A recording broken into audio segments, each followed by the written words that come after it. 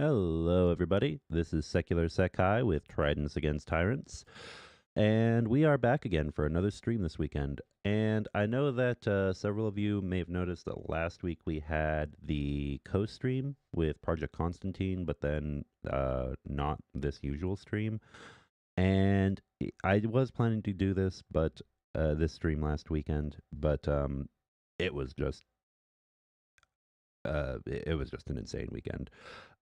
With streams, with work related things, with a lot of things happening all at once.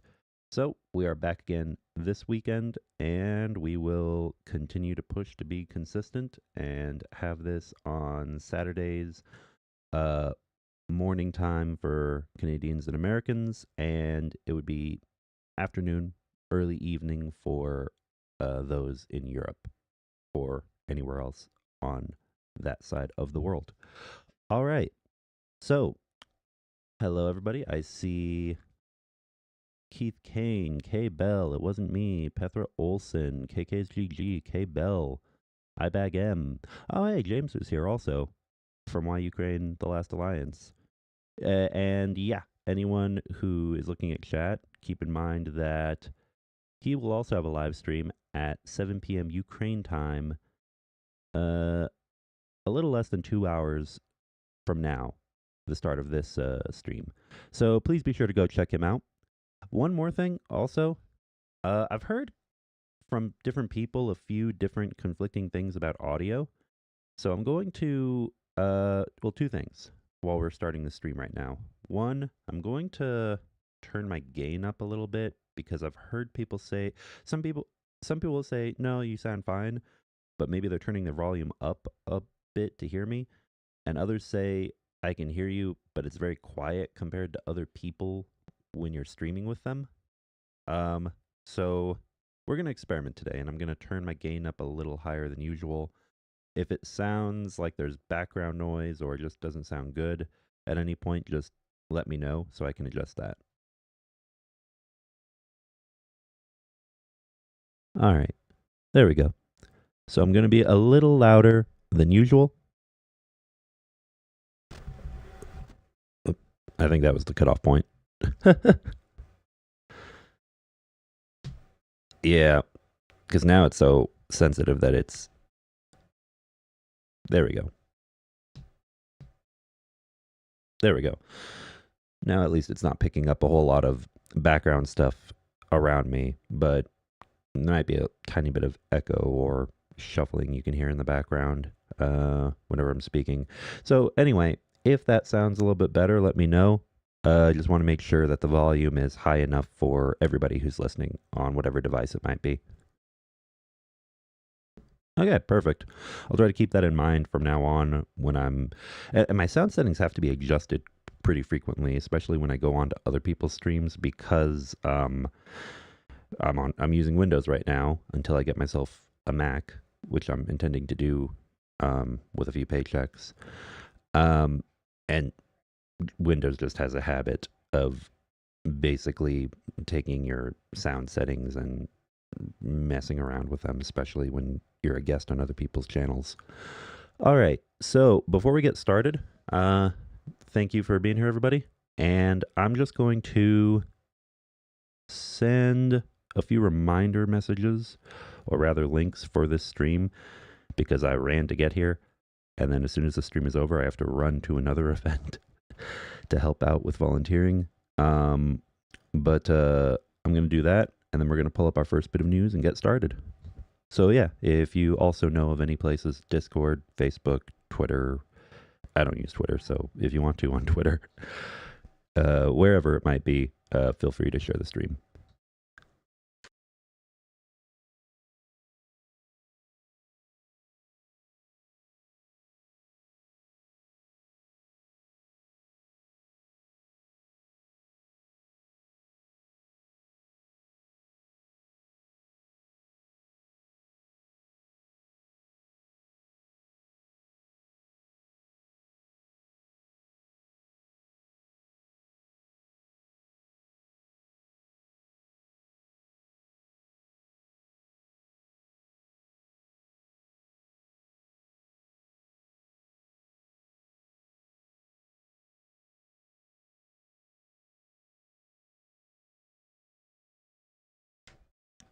Okay.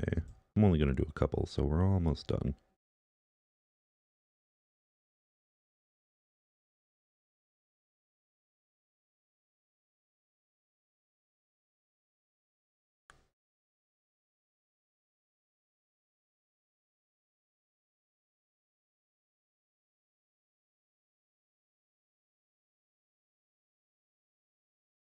Ooh. Oh, wow. Did I miss this the other day? Or is this live right now? Hold on. I just noticed also that Aziza will be performing live on Rick's channel, which I appreciate a lot because I really like Aziza's artwork and her music. I have a piece of her artwork. So hold on. Let me check that, because if that is going on, then, please stay here because we're going to be fundraising for the armed forces, but also keep that stream in mind. So let me check.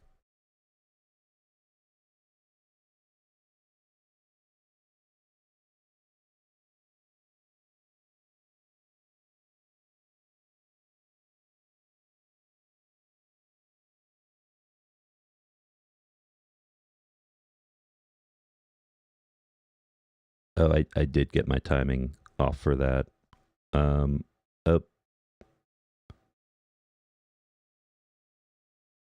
I don't know if he's rescheduling or if he's just waiting a bit, but I'll put the link into chat regardless. So anyone who's interested, go bookmark that at least.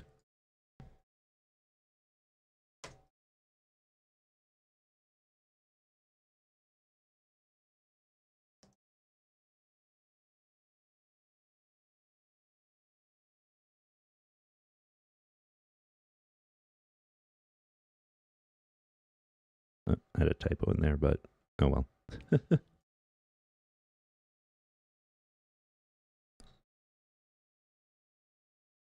All right, one more, and then we're going to go ahead and start the news.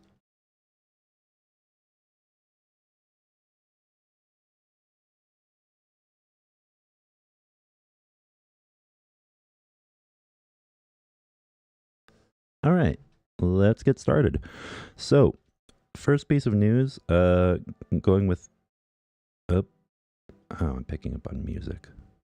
Okay, I need to just, my usual sound settings prevent any sound around me in my residence from getting through. I'm almost certain it's picking up. I think I can hear it through my headphones. So let me go turn down.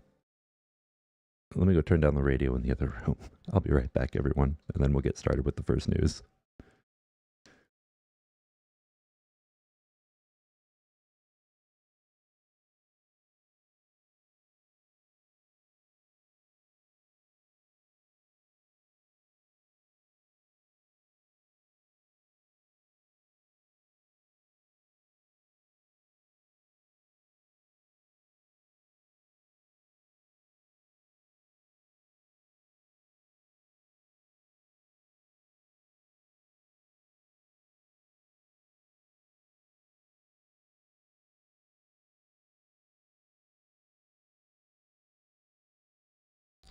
Okay, and I'm back.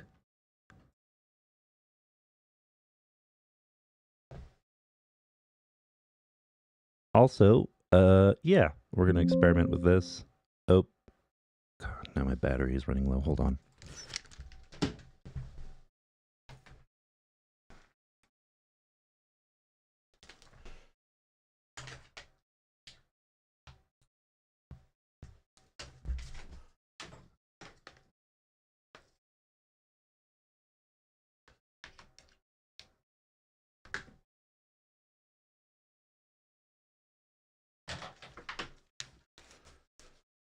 Okay, there we go.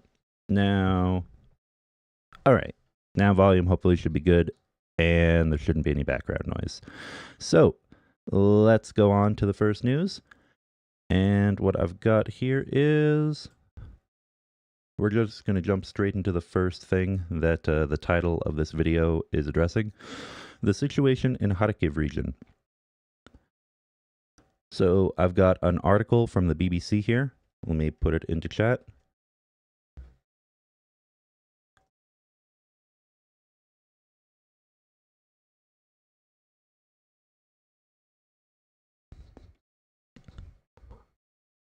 let's pull this up. Also, yeah, we've got we're at 433 hryvnia of 1,740,035 remaining. So we are continuing to do our fundraiser for the 110th Mechanized Brigade. I have some updates from Anton that I'm going to pull up and show everybody. We'll do that after the news. Yeah, we'll do that after the news, going closer to the end of the stream. All right, let's get started. And you'll notice that we do have, I guess I'll switch it off while we're doing the news. But I also have comments appearing on the screen occasionally for this stream. All right. But let's turn those off for now while we're doing the news.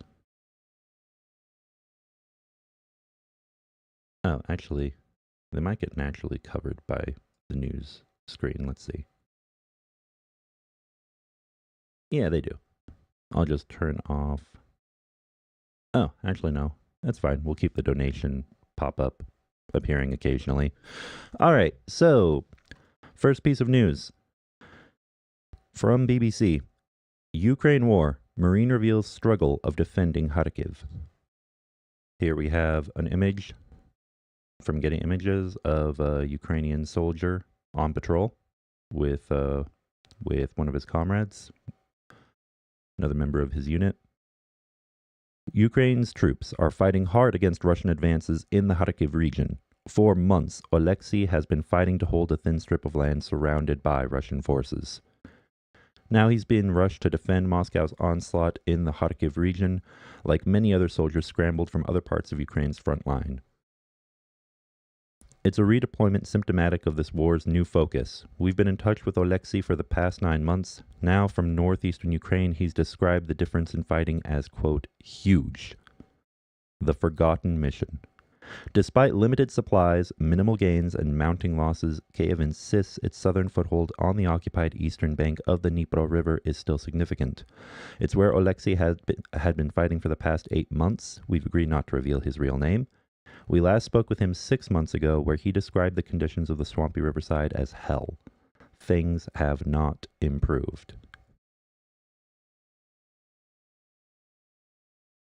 Here's a quick map, and as we can see, the situation is still pretty similar to how it has been for a while. And we're going to get into that a bit more as this video continues. Because, yeah, the situation right now really is one where it's as far as changing hands of territory, as far as liberation of territory for Ukraine liberating territory, it's a slow-moving effort for multiple reasons, multiple factors. And, yeah, unfortunately, the way things are going, it's not looking like that'll change anytime too soon.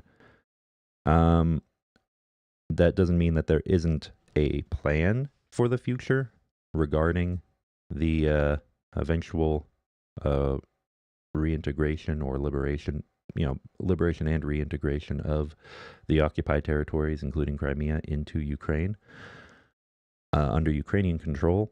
But we'll get into that a little bit later. Right now, it's mostly been small gains on the Russian side, a few other small gains from the Ukrainian side in counterattacks, but mostly the map looking pretty similar to how it has for many months now. Back to the Kharkiv region specifically. And let's see, actually we've got a few comments. Isn't this the area that he removed the commander from for too many losses? I'm fairly certain that, yeah, there was yes, there was a senior official within the Ukrainian military who was dismissed recently for far too many losses. And to be clear, Ukrainian losses compared to Russian losses, the ratio is still such that Ukrainians are losing far fewer than the Russians. But the difference is that on the Ukrainian side, every person, every life, every soldier is crucial. Vital. Ukraine does not have a giant population to just conscript and throw into a meat grinder, nor does it have a desire to do that, of course. Russia just doesn't care. And so, unfortunately, even if it's just a small uptick, there's a few more. Well, small. It could be small or it could be large. Regardless, relative to what the casualties were a few months ago, yes, it was a little higher on the Ukrainian side, from what I was hearing. Although it, of course, still has been pretty high on the Russian side as well, on the Moscovian side. Oh, Aziza just started? Okay, cool. Yeah. No, everybody. Yeah, I didn't realize that Rick doesn't usually stream on Saturdays, which I'm glad that he is now because unless today is a special occasion, maybe I can see if he'll want to do a stream sometime over here on Tridents. We'll see. It'll depend on both of our schedules. But yeah, let's see here. All right, so we'd managed to maintain the bridgehead, but no equipment has crossed it, and we haven't once broken through Russian defenses, he says. The Marine tells us the area had been reduced to a moonscape with entire villages being razed to their foundations. The Ukrainians have also suffered heavy losses there, too. We destroyed a lot of Russian equipment, and they destroyed a lot of our personnel, he says. We've left our best guys on the riverside. Despite minimal progress and mounting losses, Ukraine's military says it's pursuing, three aims with this bridgehead: to draw invading troops from elsewhere, to limit Russian artillery strikes on Kherson city across the river, and to eventually cross it in large enough numbers to liberate territory. Oleksiy says promised U.S. military aid was gradually starting to arrive, but not all of it was making it to the front line where he was based. Despite partially forcing the Russians back, Ukrainian troops still endure constant Russian fire. Any movement was immediately covered by artillery or drones, he explains. The Russians didn't seem concerned by our presence there either. We had become a suitcase without a handle. The troops there can't leave, and everyone understands that's useless. Here we have another image of an example of what he means by a moonscape, currently in the Kharkiv region after all this fighting. The area near Ukraine's East Bank foothold has been turned into a moonscape. It's hoped a new mobilization law, which came into force last month, will help give troops like those fighting on the Eastern Bank a rest. It won't change anything, says Boston, a flamethrower unit commander who is still fighting on the Eastern Bank. Boston is his military code name.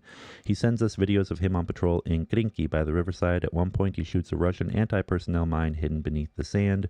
People should join the army from 20, he says, but there's a problem. A lot of men went abroad to escape the draft. No one wants to come back, no one wants to fight, and no one wants to die. So, just want to address this.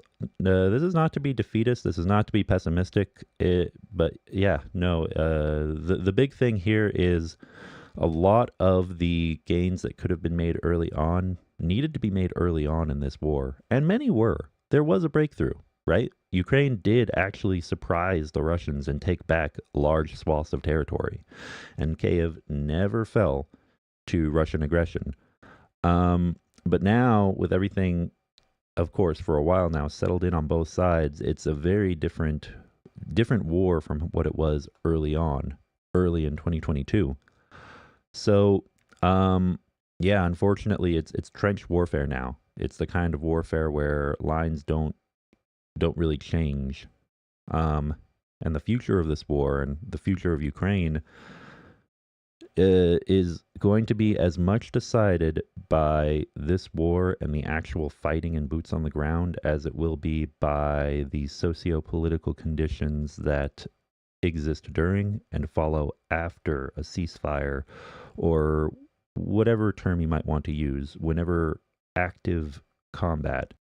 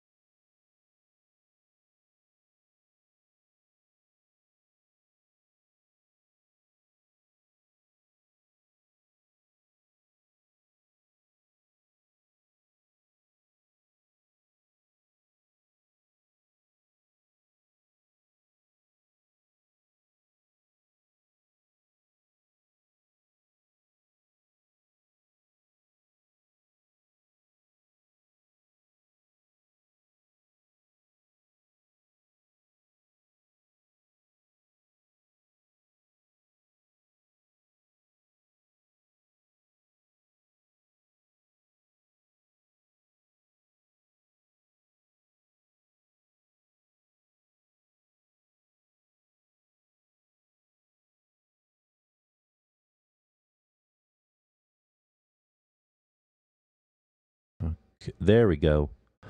Okay. Okay, but that could still cause issues. Let me try one more thing.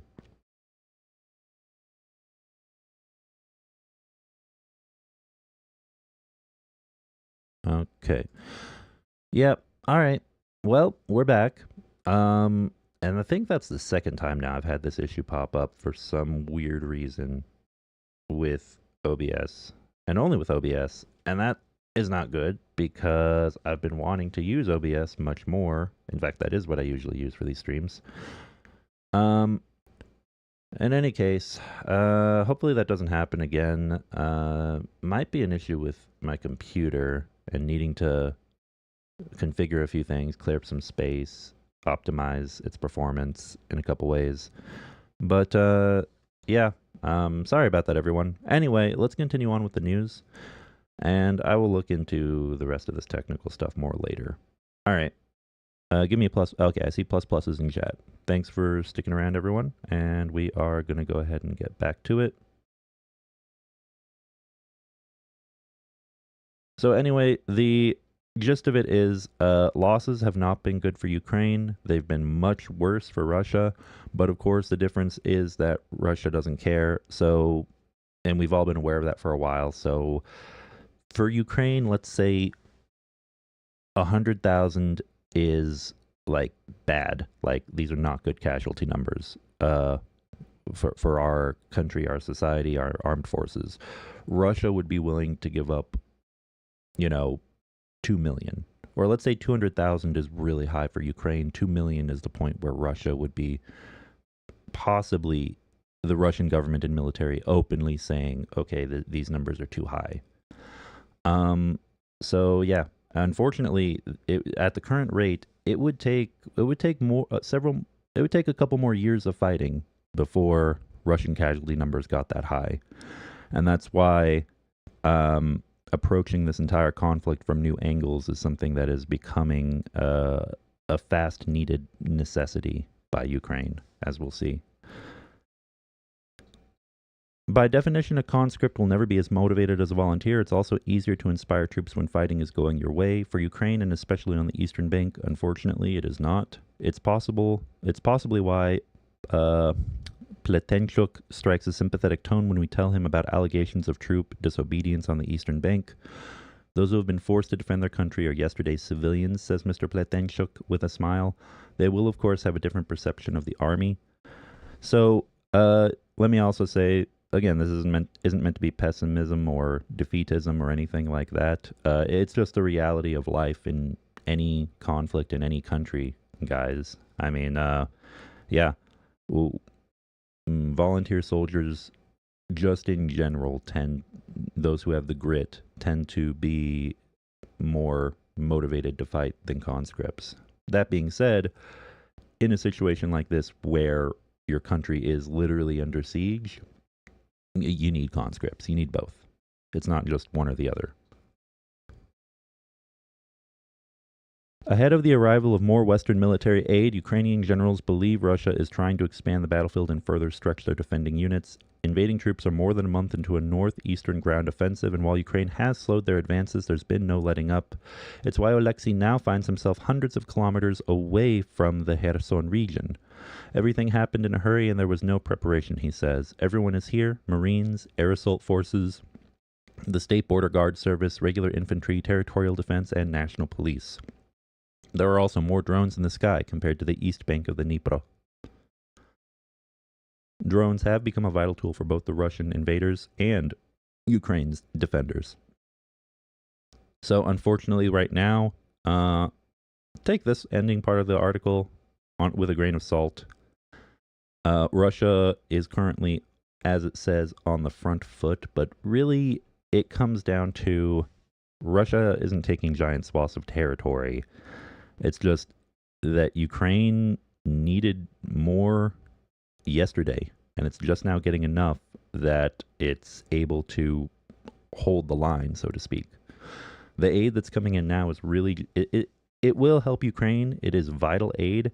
It's helping Ukraine to hold the line and fight back, but not necessarily organize a blitzkrieg offensive that'll take back more territory like some may be hoping or expecting.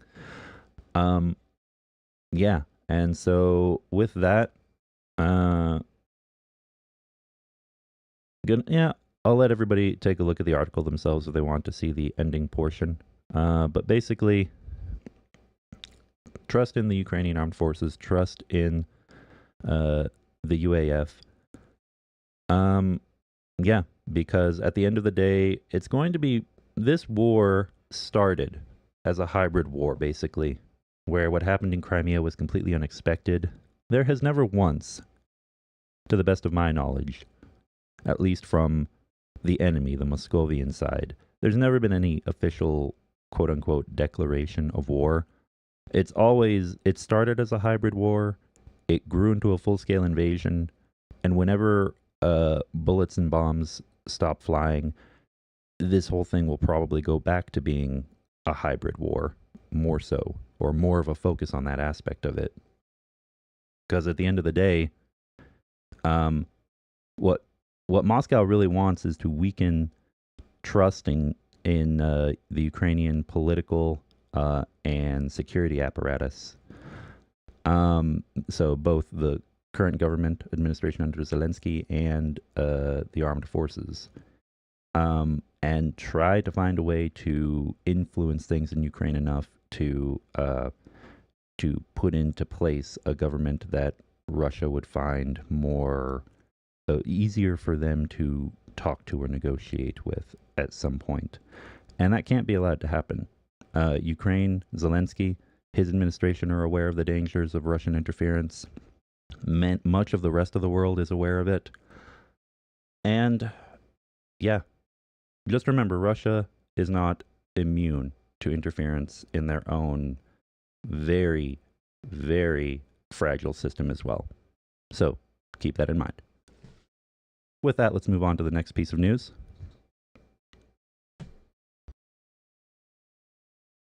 And while the audio is good, if anyone does notice what sounds like little, static or movement of other, like an echo or a movement of other things tapping in the background throughout the stream, please let me know, so I can plan things accordingly as far as my audio configuration for future streams goes. All right, next news.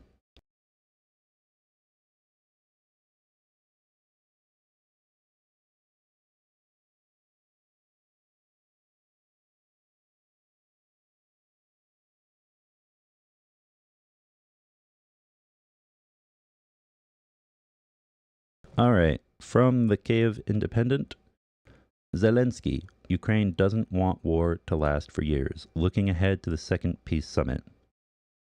Okay, so nothing weird so far. Okay, that's good then. I guess the audio in my headphones must just sound a little different from how it does for you guys on the receiving end.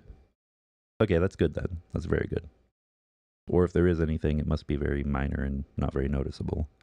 Okay, so Ukraine doesn't want war to last for years, looking ahead to the second peace summit.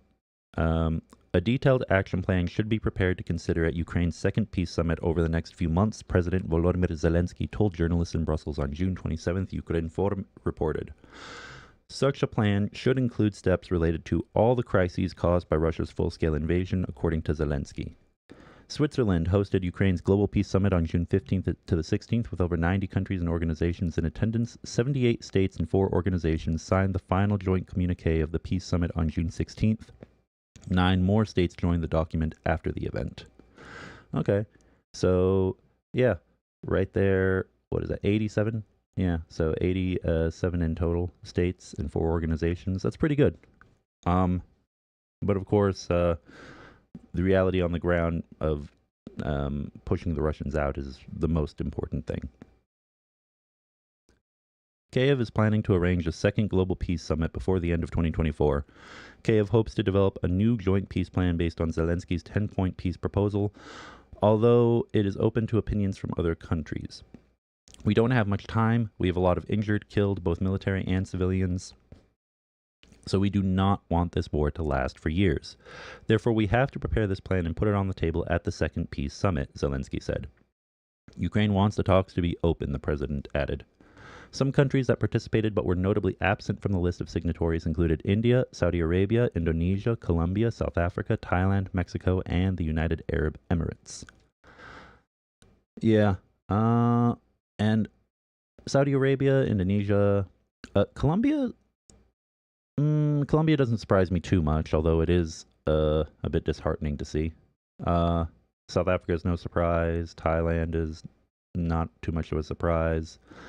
The United Arab Emirates and Mexico, it really also isn't too much of a surprise because it's not that Mexico is against Ukraine, but they've pushed to be more neutral regarding this conflict.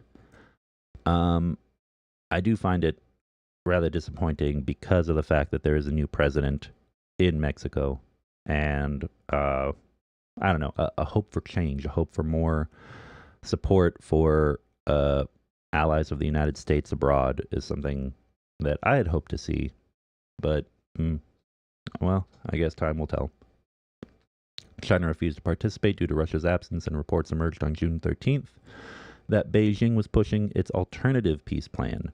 So basically, this peace summit provided a peace plan on Ukraine's end that's meant to be more beneficial to Ukraine, and China is trying to do the political support for Russia, basically, not getting directly involved in fighting to avoid any of its own problems at home, but basically introducing a peace plan for Russia, so to speak. Yeah, which would not be in good faith toward Ukrainian interests, I'm sure. So this was a short article, but what I really wanted to highlight here is the fact that, the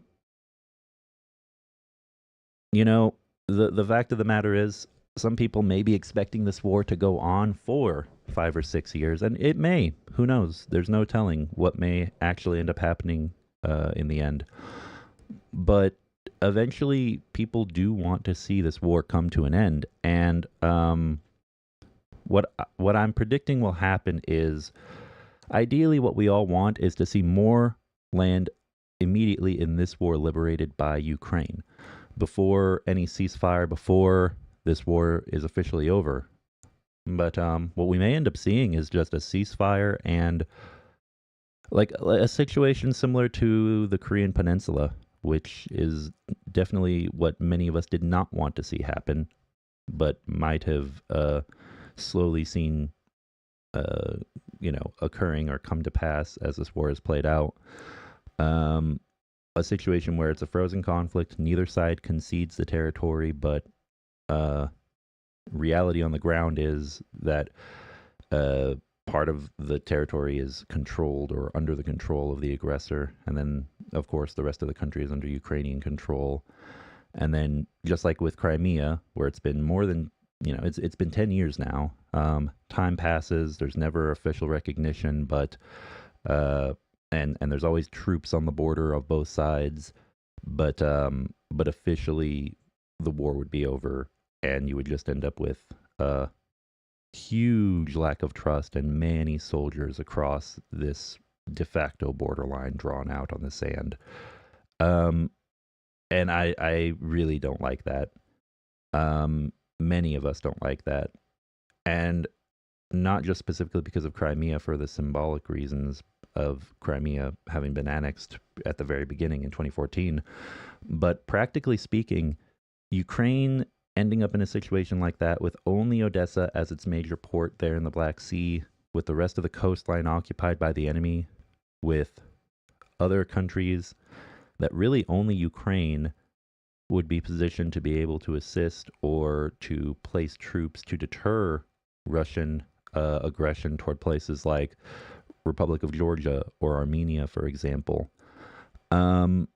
It's much more difficult, if not impossible, right now in the future with what amount of the coast Ukraine holds and with its naval capabilities. Not completely, but at the end of the day, some kind of an exception will have to be made for Ukraine to join NATO. And Ukraine joining NATO, both the EU and NATO, but especially NATO, is going to be crucial in the future. But also keep this in mind. Whatever territory is held under Ukrainian control when Ukraine joins NATO is likely what it would hold for a long time, for decades, until something happens that destabilizes the Russian regime, like what happened with the Soviet regime. Because, once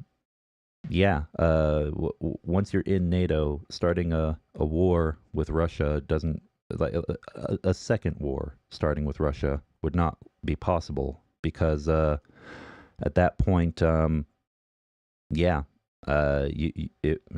same thing. The same thing that all the other NATO countries always are saying. It would, potentially draw everyone into a full-scale world war. And so that's why I keep hoping there will be something that will turn the tide, so Ukraine can at the very least, take more there in the south, take more back, liberate more in the Kherson region, heading toward Mariupol. But in any case, let's move on to the next news.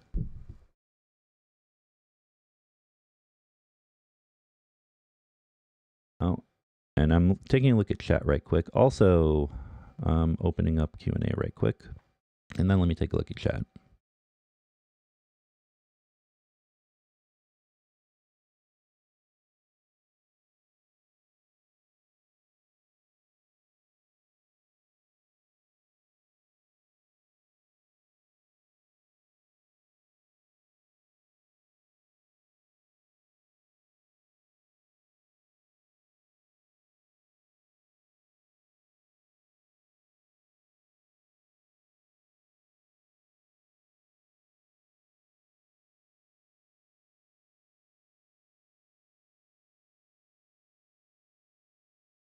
Oh, Greg Watkins is asking, I hope nobody is suggesting that Ukraine cede any land to Russia. No, I don't want Ukraine to cede any land. I don't. Nobody does. What I'm saying is, it's not about ceding land. It's about what will the reality be in 20 years. You don't have to cede land. You don't have to say, I accept that this land, is taken, or give it away. At the end of the day, if Ukraine is not getting enough support from allies to push the Russians out, then, the sad reality is either years of war similar to this, where it's just a stalemate on the battlefield without territory really moving on either side, or a ceasefire and a move to a hybrid warfare position. And I want everyone to remember, hybrid warfare is not just the Russian domain. They don't have ownership over that. Hybrid warfare can very much affect Russia, the Russian Federation, Moscovia. What I'm saying is that if Ukraine doesn't get when I say lots more support, I mean hundreds of billions of dollars from the US and allies, not hundreds of millions, guys. I mean hundreds of billions bordering on 1 trillion. If Ukraine does not get this, and also find a way to plug the manpower, the personnel issue that's being faced by the Ukrainian armed forces, then Ukraine should never, ever cede any land, ever. And I will always say that. All of Ukraine, including Crimea, belongs to and is rightfully Ukrainian. The Ukrainian peoples. But yeah, the reality is that if the choice is between 20 years of war without being able to successfully liberate territory, or finding some way to end up at a ceasefire and then find ways to infiltrate and really, aggressively conduct hybrid warfare operations against the Russian Federation from within, we'll have to see how things pan out. I continue to hope that there will be a major military breakthrough for Ukraine, in Ukraine's interest. Only time will tell.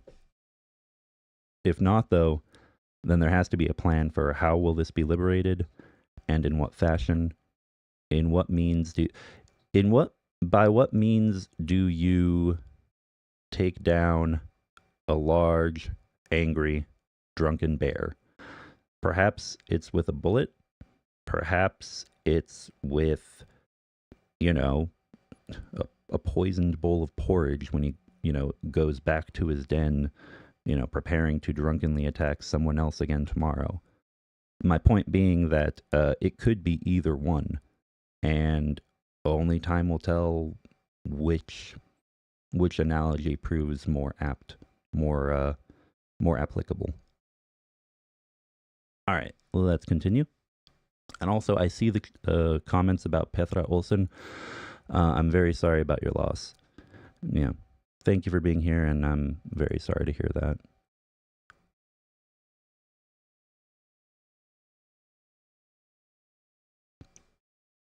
All right, let's move on to the next piece of news.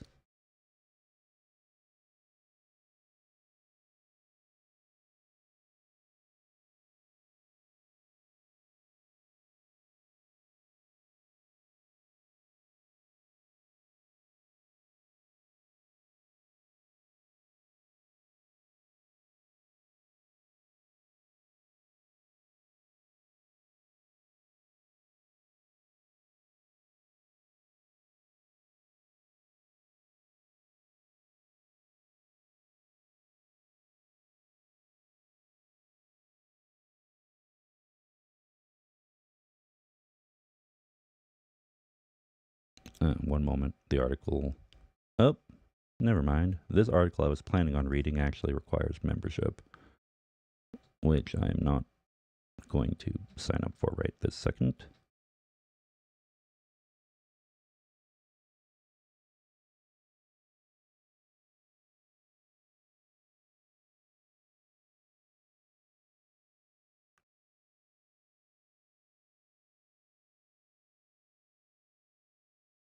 Here we go. Well, here's a piece of news that, short article. Oh, no. Yeah. Here's an article from The Guardian. Let me pull this up.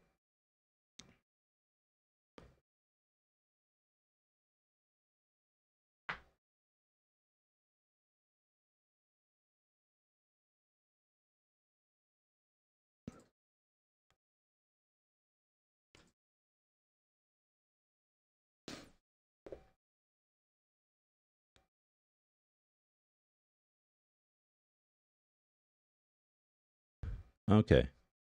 From The Guardian, and I'm putting it into chat now.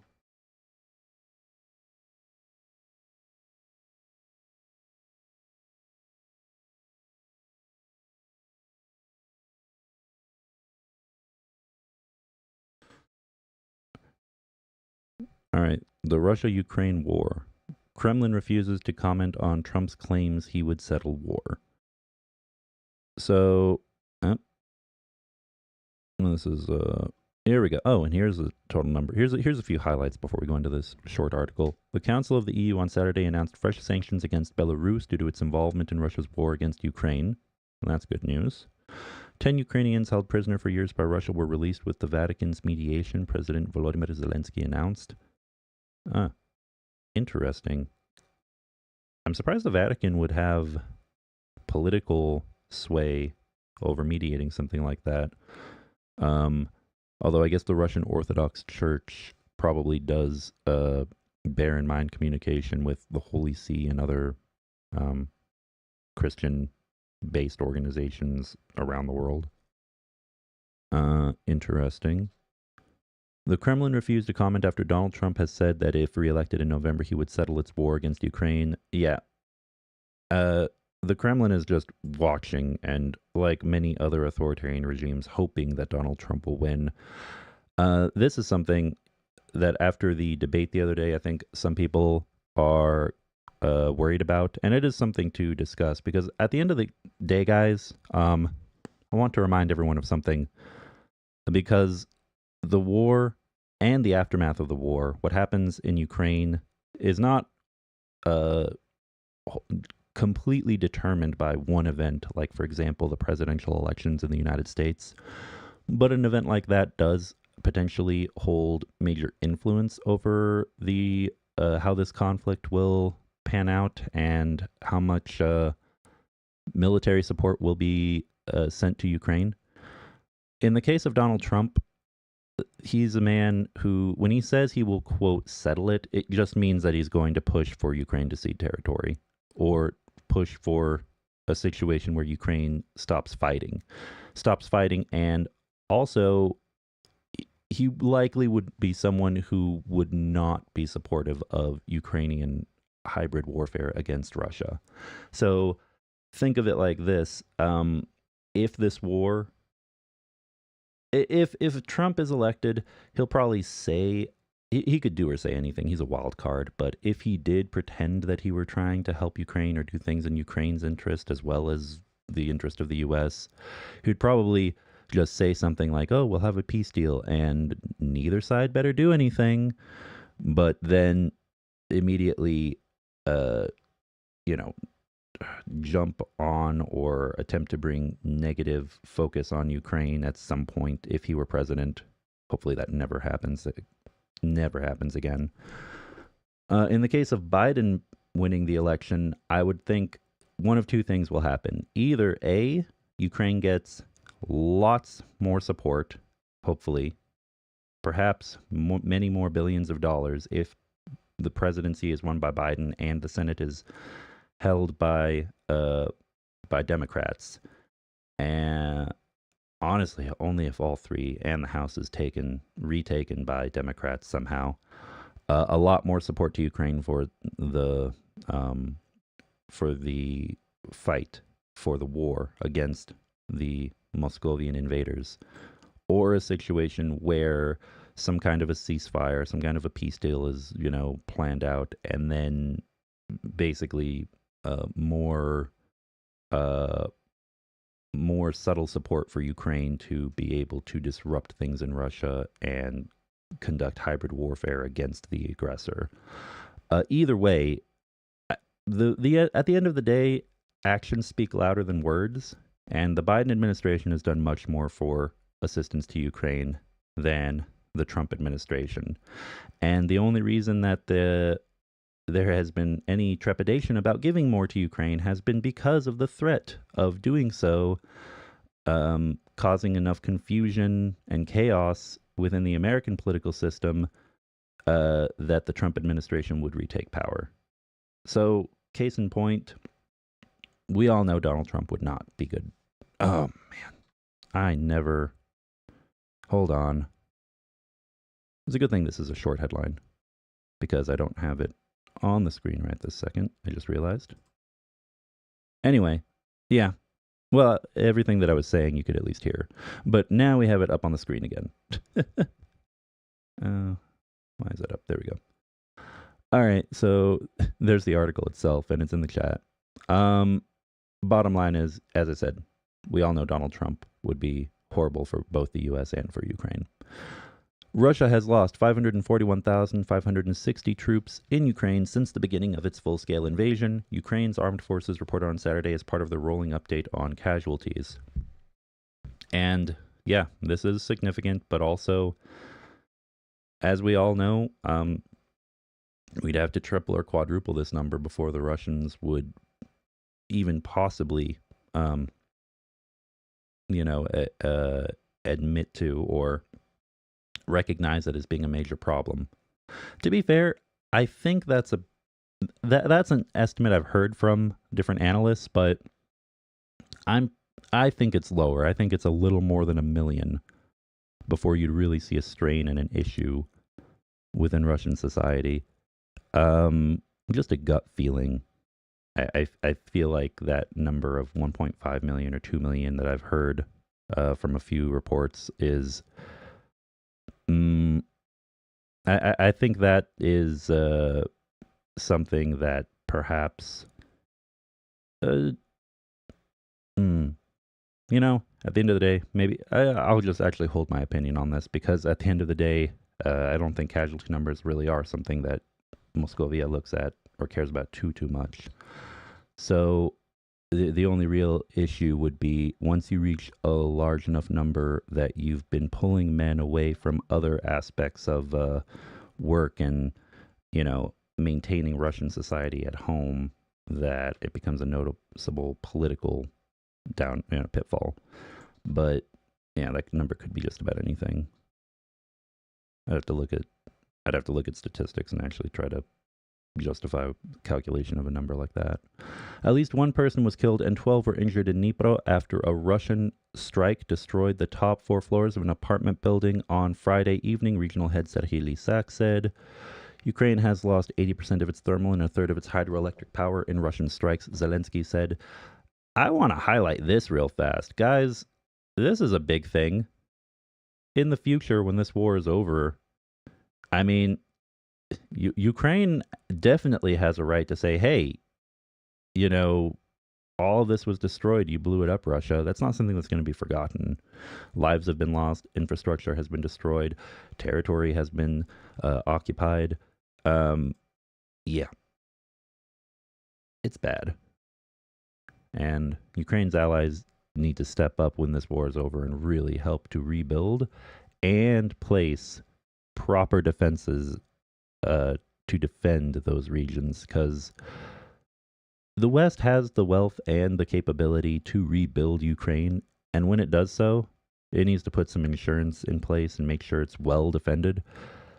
And if there are any parts of Ukraine in the years to come that are still occupied by the Russian invaders illegally and without recognition of that territory being stolen, if there's still occupation, then I think the difference would be incredibly stark between the rebuilt part of Ukraine, and the Russians aren't going to rebuild, or if they do, they're going to do the bare minimum. They don't want to spend the money. They just want to exploit resources and install military bases. That's basically it. Russia has taken control of the village of Shumy in the Donetsk region, Russian state media reported. Belarus had increased air defense forces along Ukraine border following rising drone activity. All right. What? Hold on. Let's go to the portion that the main part of the article was focused on, because this is actually multiple topics all combined into one.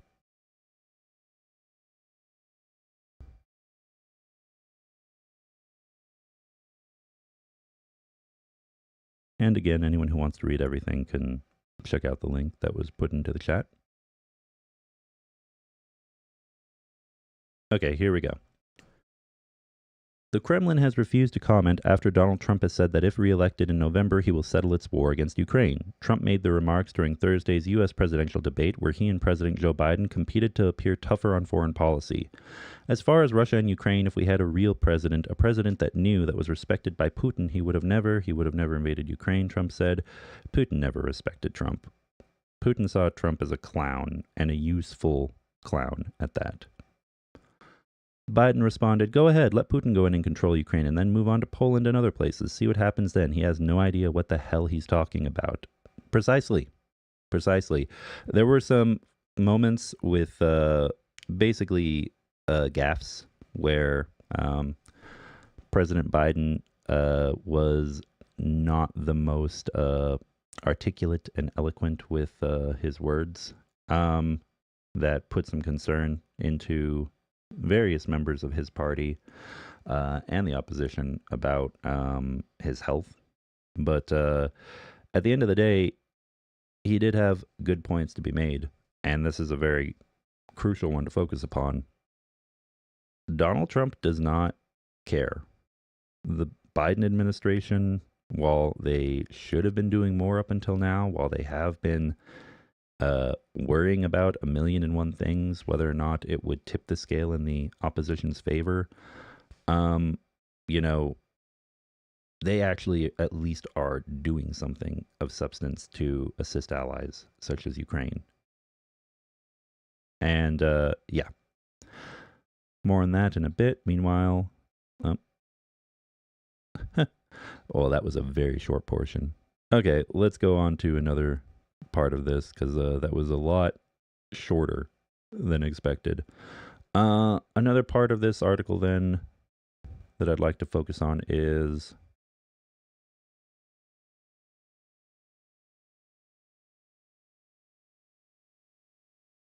yeah, it'll take at least $1 trillion just to rebuild Ukraine. Yeah, it's a big country. Guys, this is a country the size of Texas that's had a lot of its info. Imagine if the U.S. state of Texas, just Texas, had or 80%, almost all of its um, electrical power stations, its electrical power plants, various other crucial parts of water infrastructure, electrical infrastructure, internet infrastructure, all destroyed, just gone like that overnight. Imagine the cost it would take to rebuild everything inside of the state of Texas. It's comparable in Ukraine. Just because the currency has a different conversion value doesn't necessarily mean that the cost is going to be radically different. Because at the end of the day, whether it's Ukrainians who do it or it's foreign consultants, an international corporation who's hired by the Ukrainian government, or private contractors in Ukraine, or whatever the case might be, or some kind of loan program to the Ukrainian government that lets them do it, it would be hundreds of billions, likely $1 trillion to rebuild Ukraine. The cost it would take to help Ukraine push the Russians out and hold probably at least half of the southern coastline, that's what it would cost to rebuild all of what the Russians have destroyed across the whole country that's under Ukrainian control right now. That's not including the areas that are, well, it could be. I don't know if that estimate includes the occupied territories, but regardless, hundreds of billions up to $1 trillion, it's a lot of money. It's a lot of money. So, yeah, it would be expensive, but the West can afford it if they decide to really make a real investment in Ukraine. And it's an investment that should be worthwhile. It's convincing the electorate and other people of influence in various Western nations. That's the hard part.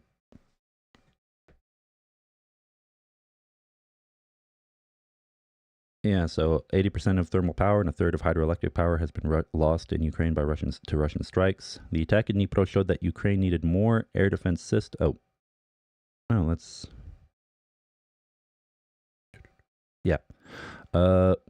He said the attack in Dnipro, President Zelensky said the attack in Dnipro showed that Ukraine needed more air defense systems. The Ukrainian Air Force said on Saturday that it had downed 10 Russian drones overnight. This is why we constantly remind all of our partners, only a sufficient amount of high-quality air defense systems, only a sufficient amount of determination from the world at large can stop Russian terror, he said.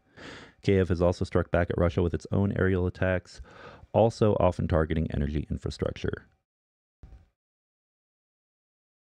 And the war does continue. So, yeah. There's still a lot to be done. Here's the thing. Everyone who's here, I'm sure everyone here knows that supporting Ukraine, during the good and the bad, whether we lived in an alternate universe where, Kiev had wound up under occupation at the beginning of the war, and it was Ukrainian resistance pushing against the Russians instead of a major formal war between the two countries, or another alternate universe where the Ukrainian counteroffensive was more successful than it had been, and more territory had been liberated, and the southern coastline was under Ukrainian control, and the Russians on the back foot much more than they anticipated. Regardless of the scenario, we all know the importance of supporting Ukraine. We all see who the good guy is and who the bad guy is in this war, because it's pretty clear cut. The Russians are absolutely the bad guy. They've been committing war crimes. They've been spreading lots of propaganda and misinformation, and very obviously pushing to rebuild what looks like basically an empire around their periphery in Eastern Europe, not just with Ukraine, but with multiple countries around them. So, yeah, it's very obvious who the evil empire is. And so all we can do is keep fighting back, keep supporting the good guys, and encourage others, push others, show others what's going on so they do the same, especially your elected officials. Please. All right, now, next what I'd like to do, okay, let's do this, because we've gone over a few news articles now.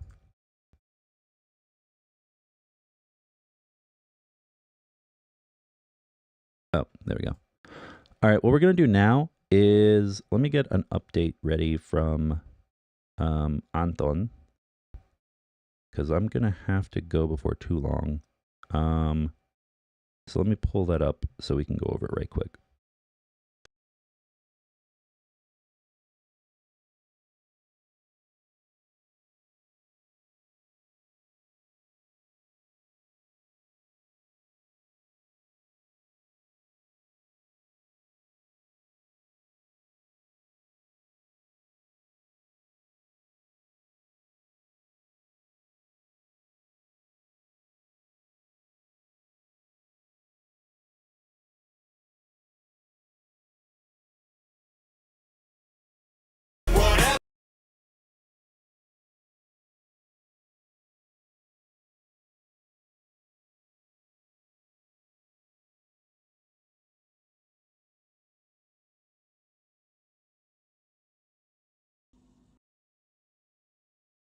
I just realized you guys might be getting some volume from stuff I'm pulling up for the update from Anton, so one sec.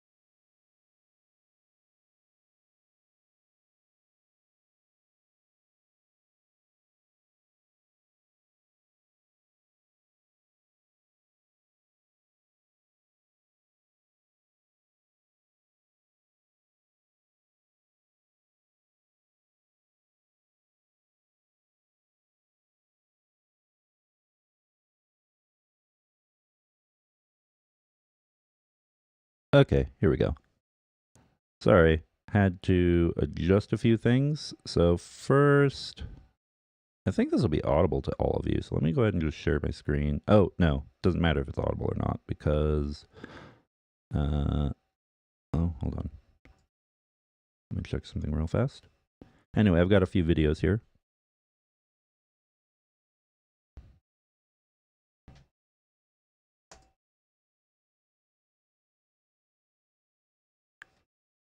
Okay.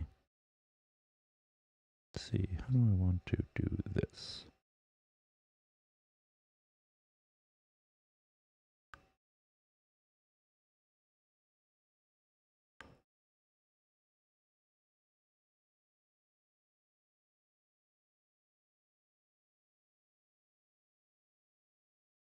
Ah, I know how.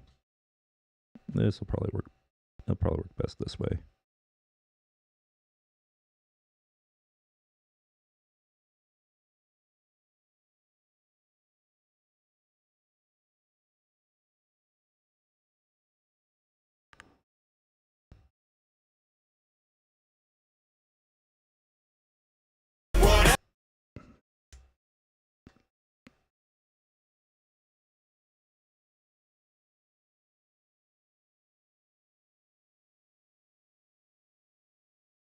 Sorry, this thing decides to autoplay. So I muted. Okay. And let's go to this video.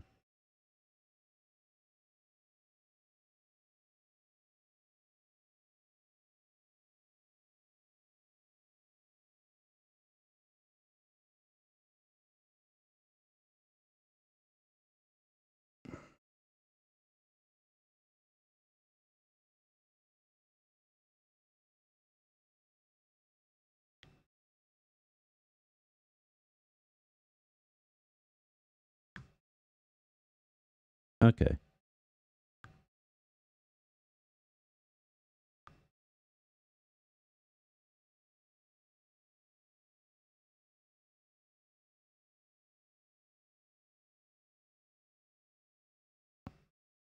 All right, so this, I have it muted because it's got copyright music.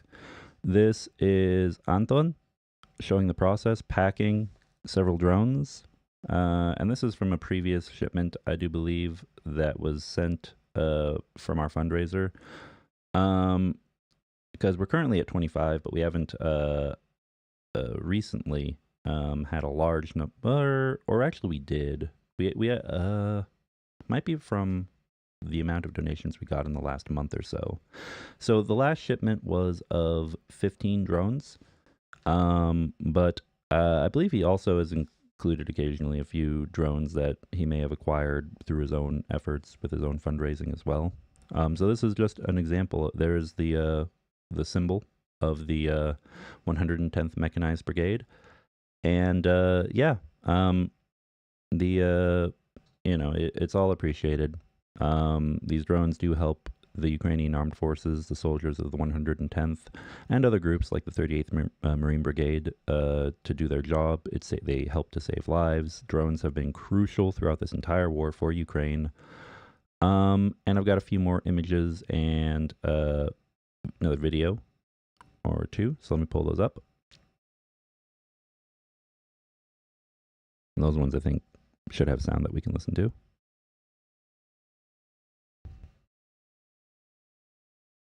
Let's see.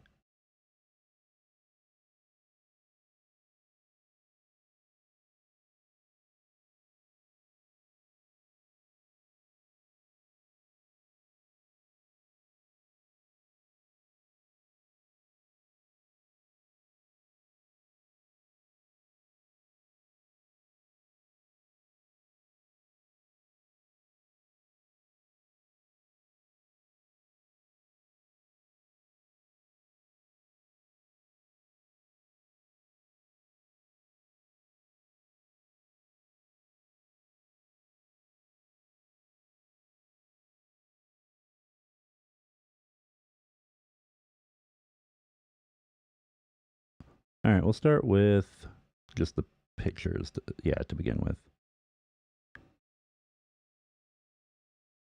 All right, so here's one. Yeah, and these were some he sent me last week. So here's a few drones, last batch that was delivered. Anton with these drones, getting ready to ship them. Our last shipment went to the, I believe it was the 38th Marine Brigade at the request of the leadership of the 110th Mechanized Brigade.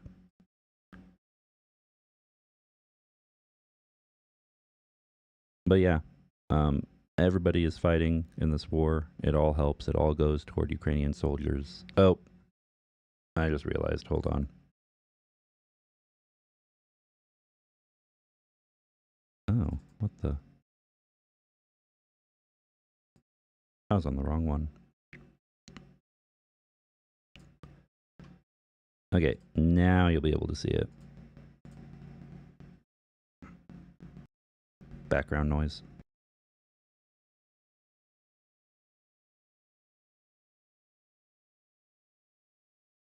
Okay, that should help a little bit. All right. So, this is Anton. Now you can see him. Here are the images. And yeah, here are the last batch of drones. And here is the once again the emblem of the 110th Mechanized Brigade of the Ukrainian Armed Forces. Yeah. So, it all helps. Thank you all for your donations.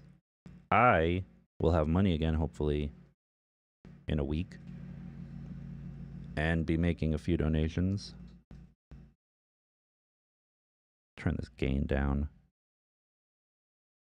You see, it's a constant back and forth, because if I have it too high, I'm picking up on all that. But if I have it too low, then people will say throughout the entire stream, your voice is too low. So it's one of those things where it would be great if I had a dedicated audio guy so I could focus on other things. Or if I had an automated way to do this that would give me good quality sound. But I've got this knob, and I've got the adjustments I can make on the fly. In any case, let me go ahead and pull up now those other two videos.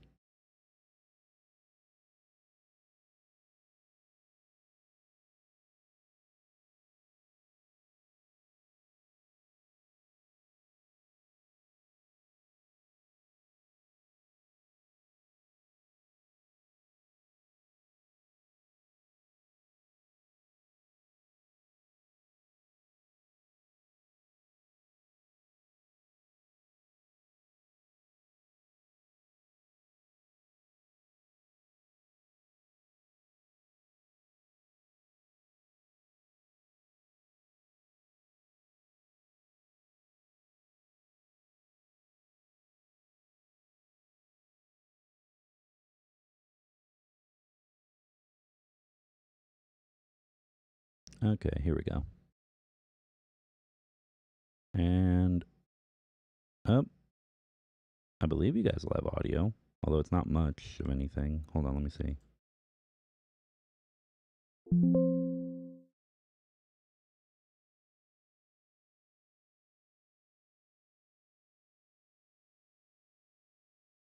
Let's just see. Even if there's not audio, it shouldn't matter because it'll literally just be, I think, a drone buzzing in the background.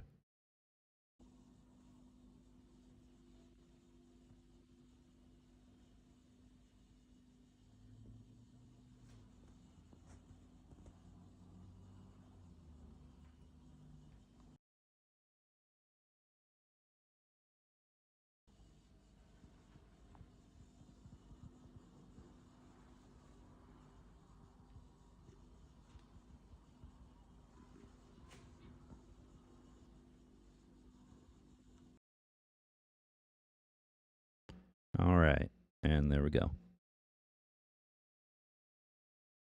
Okay, so that's just a quick update. Reminder of our fundraiser and visual reminder of Anton and the drones that we are sending out. Oh, there is one more. Let me take a look at this.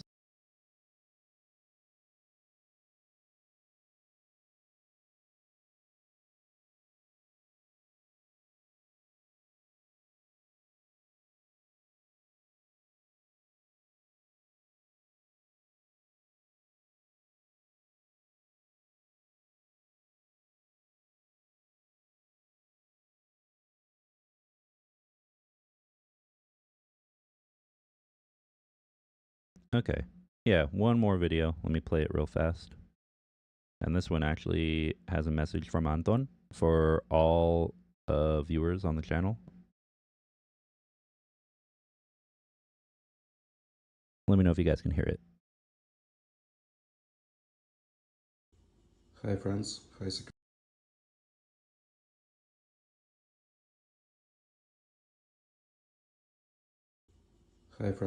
Sakai. It's new 15 drones for 110th Mechanized Brigade. I'll send today. Thank you for your support and Slava Ukraini.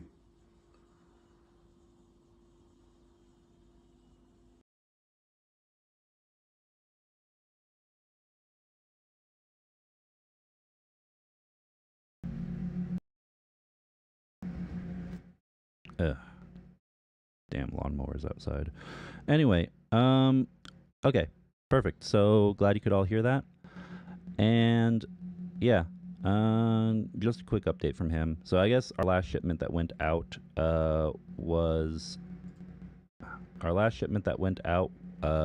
included the 15 drones. So I guess I'm assuming that was drones that we had fundraised and maybe a few others that Anton was able to get along the way. Because I know we're at 25, and I know we've sent more than 10 in the past before that. But we're at 25 of 110. And yeah, I'll be making a donation right now, actually. And then, oh man, I'm running late. Okay, I'm going to make a donation right quick. Then we're going to go ahead and, you know what, we're going to do two things. First, I'm going to make my donation that I can do this week before I have money again. Then we're going to do a poll and close out the stream after the poll. Because I would like to give you guys something interactive that you can vote on. So let me get this ready. Actually, before I make my donation, let me make this poll so you guys can vote. You can let other people know that there's a poll going on. And it's going to be like last time. We're going to put a couple of groups up on the screen, and whichever one is, wins the poll, that is who we will make a donation to. Last time, to keep it fair, we didn't include Rick's channel, but we also did include Greg's, mostly just because I'm pretty sure that Rick will have enough support. His channel probably will win to do a donation to one of his fundraisers for the armed forces. But we're going to go ahead and put Rick on there and 3 other choices. And whichever one wins, I'll make a donation there. And then, if you guys want to, feel free to join me. All right, so let me get that ready.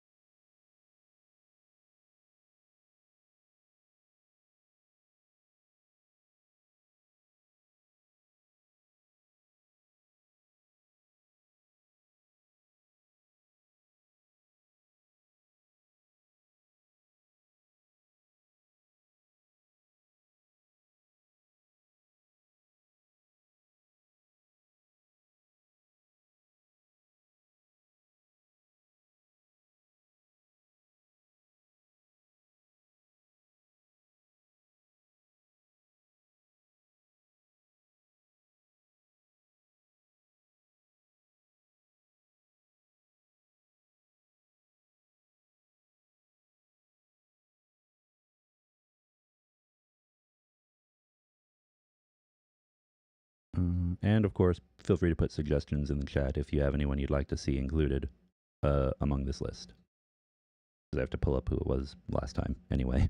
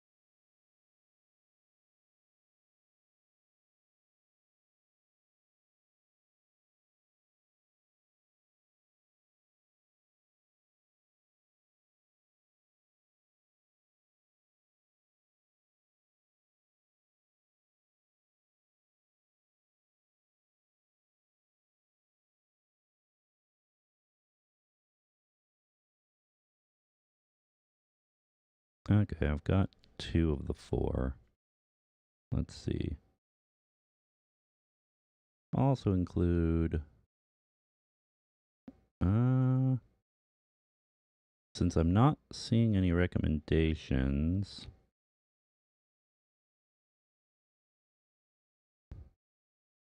I'll include Jake Bro as one.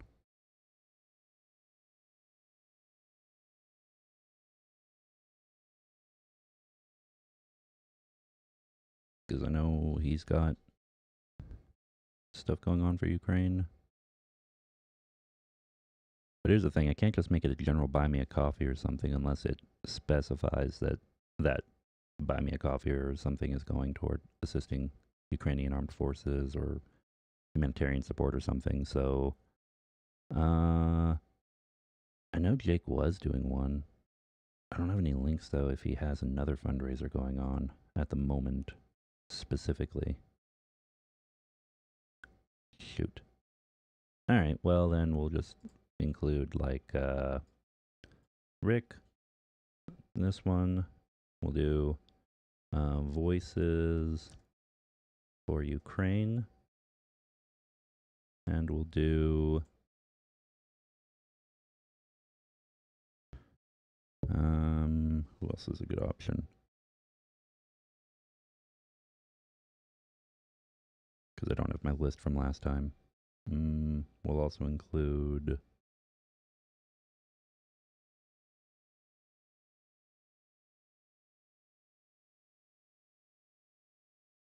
we'll include Why Ukraine. There we go. And I need to keep my list for next time. Okay, so I'm starting the poll now. And while that poll is going, I'm going to make a quick donation.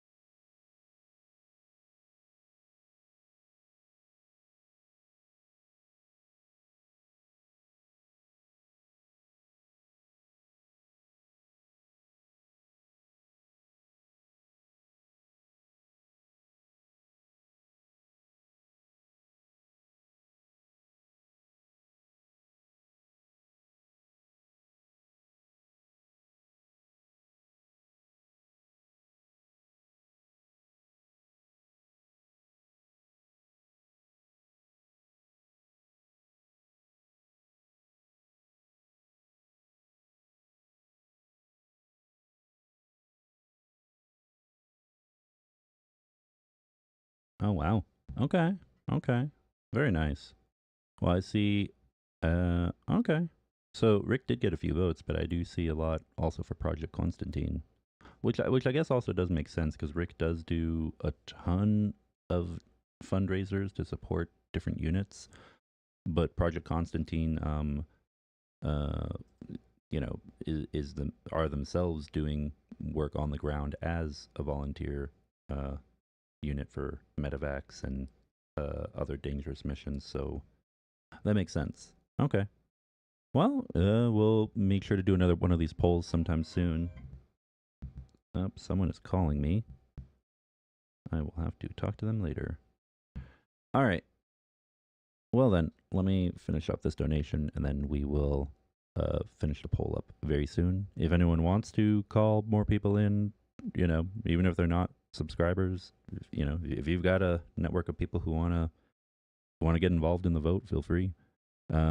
Otherwise, yeah, looks like we'll be donating to Project Constantine today.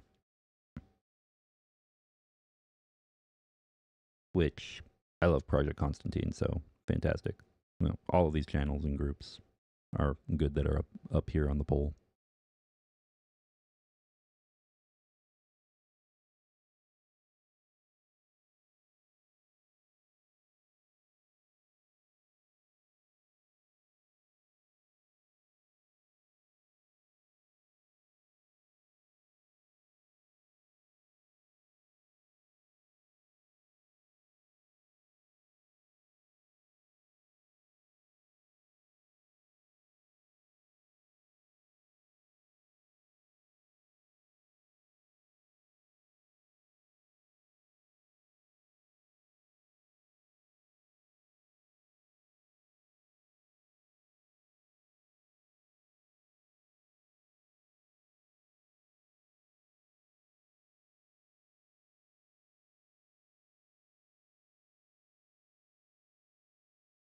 Okay, quick donation for our drone fundraiser has been completed. Sent that over to Anton. And as a reminder, oh, wait a second. Oh, I had it turned off from the last time I was doing one. I think that I have. Oh, I do have it turned off. If anyone made a buy me a coffee donation, I'm sorry, because usually it would pop up on the screen, but I just now realized from the last time I did a co-stream with someone that it looks like I have the visual, the pop-up for it turned off. So let me, yep. Okay, that's back on now. If anyone did make a donation via Buy Me a Coffee and I wasn't able to see that, my apologies. But yeah, anyone who wishes to join on that, there's the PayPal up at the upper right that keeps popping up and, popping up. And there's the Buy Me a Coffee in the lower left corner now. All right, I'm going to go ahead and close out the poll. All right. Yeah, full 19 votes, so we're going to go ahead and make a donation. It's a shame you don't split the money along the percentage lines. Oh, for all 4 of them? That's actually not a bad idea. I mean, I could do that, but then I would be spending the majority of the end of the stream just making multiple donations. And depending on how much money it is that's donated, I might do that for a big donate. Like, these are like mini polls that are just kind of done, at the end of a stream. But I get what you're saying, because it's like they're all good organizations and no one wants to feel like one's being picked over another, or not getting nothing. But yeah, I mean, if it were like $20, $50, and then you're splitting it across percentages, or even $100, then it's like, if it's a small percentage, it ends up being like $5 or something like that. I think for a large sum of money, that's a very good idea, though. What I could do, though, is just have a set amount of money, like a large donation that goes to one, and then smaller donations that go to all the rest, which isn't a bad idea. Like put $100 aside, and then 60 will go to one, and 10 to or 70 will go to one, and 10 to 3 others, or put 200 aside and make it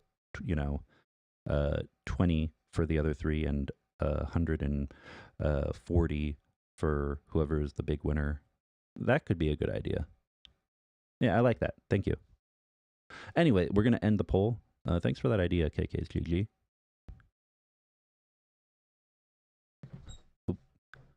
Okay, and poll is ended. Winner is Project Constantine. Okay. Oh, and Blonde Bombsheller did donate. Yeah. Again, my apologies, and thank you for donating. It is greatly appreciated. And yeah. Next time, I'm thinking. Oh, shoot. There we go. I'm thinking on the next stream. I may still use OBS for co-streams, but I'm more and more leaning toward just going back and forth between this and just make a better setup using Restream. Only because it seems like OBS is good, but it can end up a little bit buggy. And I really need something that's fairly consistent. And then I can just do, I don't know, built-in pop-up messages for things like, donate to our initiative or to our current fundraiser, stuff like that. I'll figure out a setup that works. And so I don't have to keep going back and forth with configuration and end up forgetting stuff like I did today with the Buy Me a Coffee. All right, so next step, next thing. Or better yet, I should just go ahead and make an extra seat. I'm thinking out loud. I will handle all of that later. Anyway, donation to Project Constantine. Let's get this done. Because I am about to run late for something.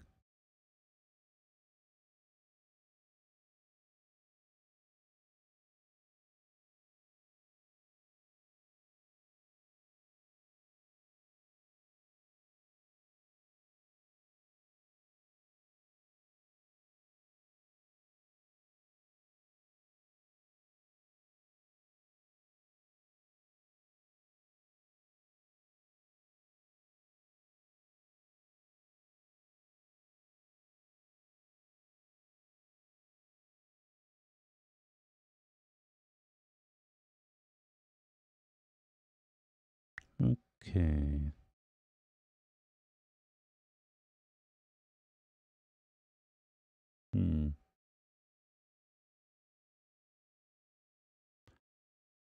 That's weird. Either their website changed recently or this link. Oh, there it is. It was just taking a moment to load.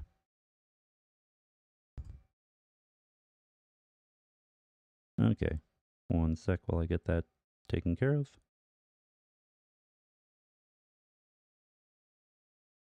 Oh, and as a reminder, we did also do a co-stream last week, so we got a fair amount of money to Project Constantine. But also keep in mind, even though our fundraiser is fairly big, in the tens of thousands, theirs is in the hundreds of thousands.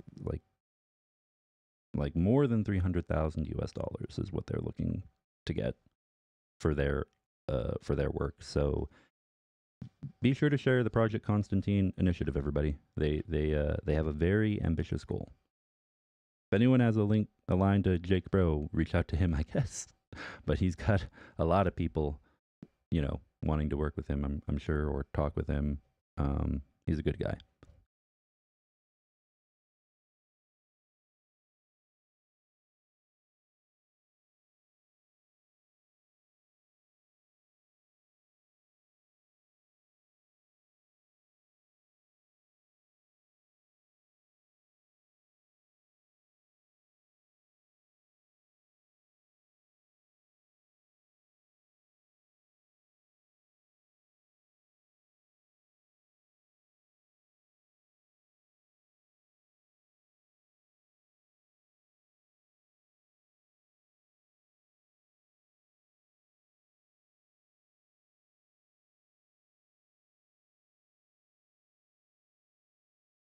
Okay. Sorry for the radio silence. This is processing, and it's done. Okay, so let me share my screen real fast.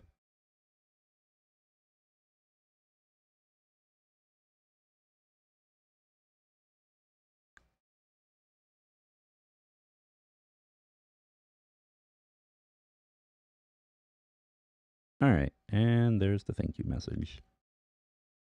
Oh, did they lower it? Oh, that might be their monthly. Oh, that's right. They have two. Okay, so I donated to their general donation fund, which has reached its goal already for this month. I think it resets every month.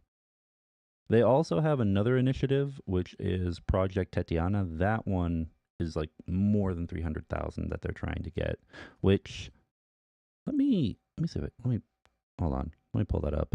Let me see where they are with that one before we end the stream.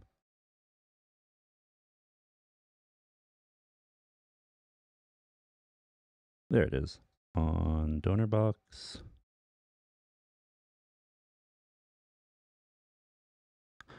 Okay, it's coming along. Shoot, I wish I forgot that they have 2 donation locations. I shouldn't forget that. I literally just did a stream with them last week over this topic. But it's coming along pretty nicely. I think last week it was at like 5 or 6,000 pounds, British pounds. Now it's at 9,500 British pounds. I'm going to put a link to Project Tatiana. Their general donation, location is good for right now. But please keep in mind, probably, oh yeah, KK's GG, talking about, Dick Dawson. Why do I have the owl on my screen? Do you mean while I have other stuff open, or do you mean in general? I guess just because I like the owl. This is the same owl I've been using for a long time. Well, and then there's the other one that I sometimes have on Restream or when I'm on the shills. Also, I don't think the shills is going to have a Ukraine update stream today. But hopefully, yeah, but next week. Yeah. This week no, but next week there should be. Was the last that I heard. So, yeah. Stay tuned and we'll be back on the shills for the Ukraine update next week, everybody. All right. Anyway, let's see here.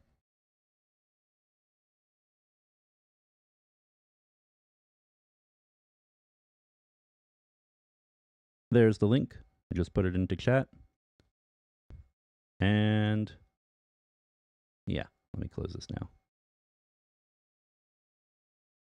All right. Thank you to everybody who donated today, whether it was through PayPal or Monobank or Buy Me a Coffee.